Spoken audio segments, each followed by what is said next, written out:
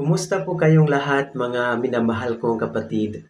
Handa na po ba tayo na malaman o alamin kung anong templo o saang templo ang Diyos nananahan?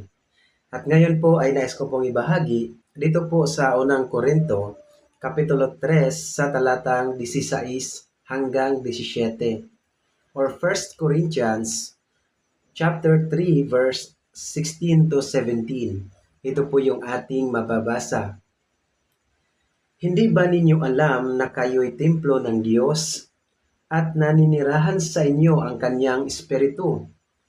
Paparusahan ng Diyos ang sinumang magwasak ng templo niya, sapagkat banal ang templo ng Diyos at kayo ang templong iyan. Hallelujah! Purihin po ang ating Panginoon. Dito po mga minamahal kong kapatid, ay ang ating pong katawan ay templo po ng Diyos. Kaya wala po tayong karapatan na ating pong sirain o ating pabayaan ang ating katawan sapagkat dito po nananahan ang banal na espiritu. Dito po sa ating katawan, sa ating puso. Hallelujah! At paparusahan ng Diyos ang sinuman ang magwasak ng kanyang templo.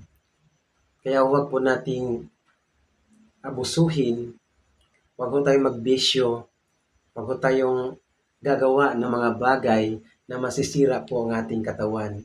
Sapagkat ito po ay regalo ng Diyos, templo ng Diyos, at higit sa lahat, pagmamay-ari ng Diyos. At sa sunod po mga minamahal kong kapatid ay pag-usapan po natin ang mga bagay na dapat po nating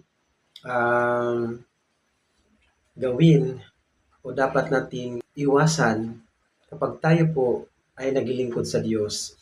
Hanggang dito lamang po mga minamahal kong kapatid. Maraming salamat. Jesus loves you. Bye-bye and God bless.